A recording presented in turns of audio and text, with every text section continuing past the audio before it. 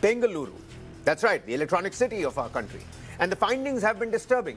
In the latest round, because it already started last week towards Friday, across the weekend, inspections continue to happen. In the latest round, officials inspected 5 establishments and seized or discarded 132 kilograms of food articles, 15 liters of used cooking oil, no matter how carcinogenic it might be.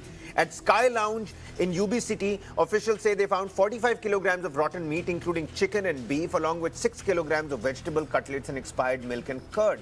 I mean, the kitchen was subsequently shut down, like it should have been. But at other establishments, officials reported large quantities of duck and fish, mushrooms, green peas, mouldy vegetables, and cooked food being seized or discarded. And this isn't only about expired food, mind you. Officials have also flagged unhygienic kitchens, improper storage, and concerns over how meat, fish, and other perishables were being handled. And this comes after an earlier inspection drive, like I just mentioned, across dozens of Bengaluru hotels, where some of them 5-star as well. It's not our responsibility here to name some of that. Let's not be doing any sort of name calling. It's important to establish that some of them were 5-star hotels, where authorities had reported finding expired food, fungal growth, and other hygiene violations. Now, an important distinction here, a food safety violation does not automatically mean that every dish served at an establishment was unsafe, nor does every best before expiry date finding necessarily means the same thing as spoiled food. In fact, some hotels have disputed aspects of the findings and said that certain products had been withdrawn before being served. So they were just kept there. But that's another question. Why was they still kept in the kitchen? And there are questions for both the sides.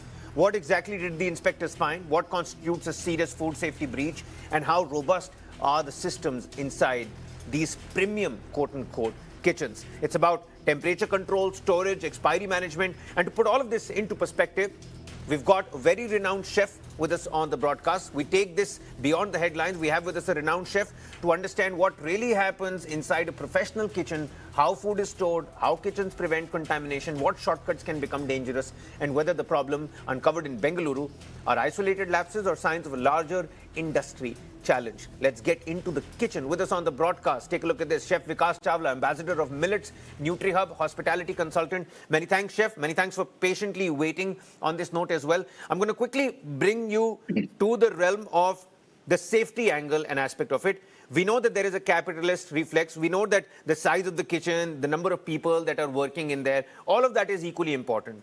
But I'm again coming back to the pattern. Bengaluru story is just not dying down. We've seen similar instances in the national capital, in Mumbai as well. Is this a larger industry secret that people just don't want to talk about?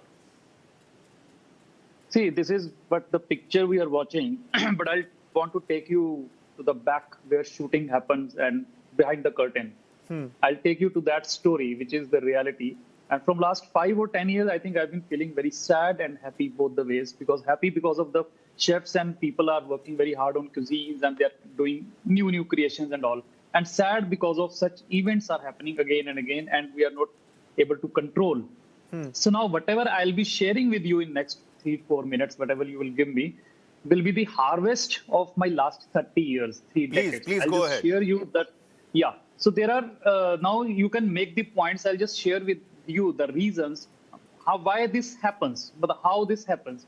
The first reason definitely is the staff negligence. Everyone will say that chefs are responsible for the kitchen. But now after this is the first step, now you go to the another step, which is the understaffing, which I shared with you in the last topic also. Yeah. So whenever new investor comes, nowadays only the 2 businesses are in the higher side. But first is the real estate, which is from last 40-50 years, everyone wants to join the real estate. But now everyone wants to join the hospitality. Yeah. Every new person wants to invest into the hospitality industry. They see that chains are growing 1 to 2, 2 to 10. So they want to do the same thing. Because I'm working as a consultant, so I handle many new kids. They are coming with the investment and the bag of money. So I don't entertain any one of them. I know the reality. Now, staff negligence definitely is the first. But understaffing, how happens when a new person enters the business?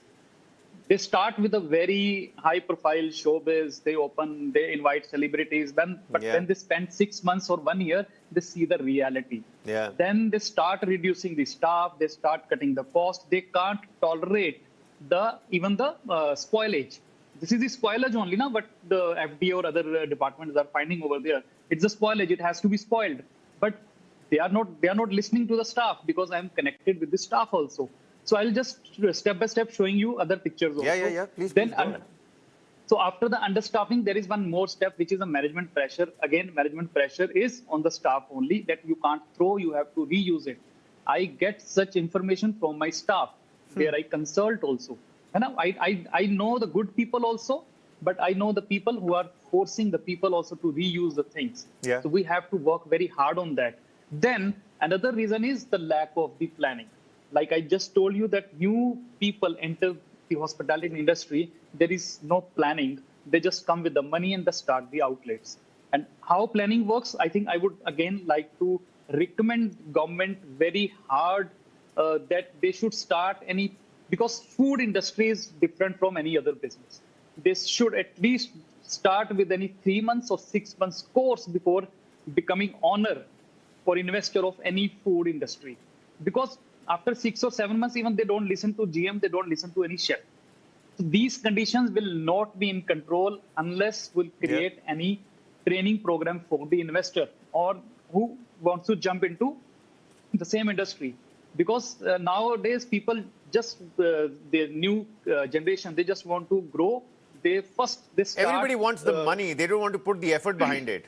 See, when they come to me, I work as a consultant. Their first word is only, we want to do a business on a scalability.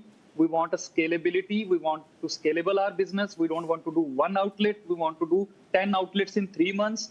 We want to go to Shark Tank, such kind of shows. Yeah. So this is what the glamour they see. But after that, we'll find such kind of things. But the news are in the red line. You know what, Chef? I'm running out of time here. I'll give you the final say. I understand all these points that you put across now. The management problem, the intent is not right. Maybe they should be doing some sort of a food course, some sort of a hospitality course. Over-ambitious. Over-ambitious. They have the money, but they don't have the right intent. All of this is there. But there is also a pattern that we're finding. We're finding that, there's 15 liters of used oil. 15 plus liters of used expired milk that's been kept over there. I mean, who's to say that all of these eateries are not functioning? Some of them are functioning real well, yet you have these things that are happening. So used oil, so I can't say, maybe they are waiting for the vendor to be collected. Because here also we have a collaboration with FSSAI, they are authorized vendors, they come and collect the oil. Maybe they are waiting for that person and the raid happens. And this can be a reason, I don't know. But definitely the two things, if we work, our country will work. One is the training for the investor owners who enter the hospitality industry. They should understand the EQ part also. See, this is not a business. Again, food is not a business. They have to work on the EQ also. Emotional quotient should be there before you enter the food business. It is must for the chef also. Absolutely. That's why now I have started in my kitchens. In my kitchens, I have started working with the prayers only. I ask my chefs, they start with the prayers only. If you have any negativity in your mind, you can't touch the pan. I am working on that pattern. I have implemented in my restaurant. Incredible. Kudos to you, Chef, because you can follow Chef Chawla on social media platforms. He goes by the handle of your millet chef. What he's done with millets, what he's done with, Definitely, I would like to close that strength audit should be the part of any government organization, FSSAI or whatever, before giving the license. They should visit the kitchen. They should see the size of kitchen. They should sanction that minimum this kind of strength you will have to be, you have to keep in your kitchen. So a lot of things have to come into place. Enforcement from the government, the right intent.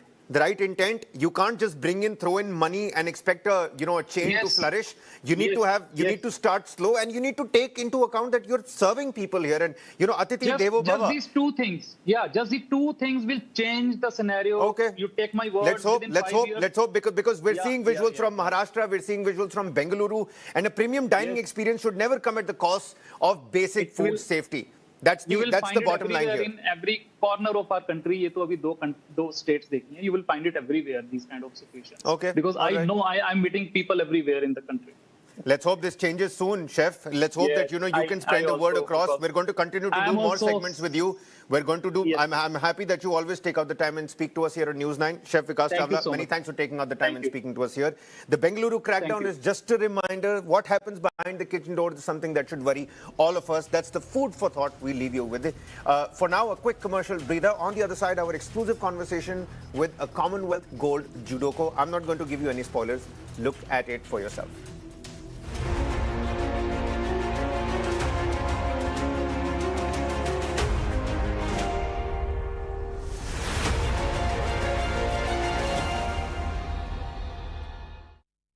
Dear Bestie, how can I thank you? They say the truest friendships cannot be manufactured. They simply unfold naturally. How true that is for us. Bestie. Love from Bestie Collection. Natural diamond bracelets for you and your bestie.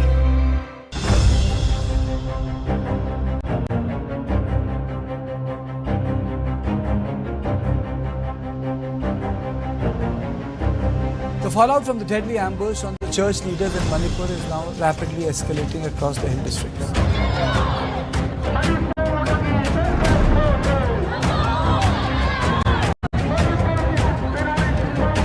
Unfortunately, the government has not taken appropriate action still.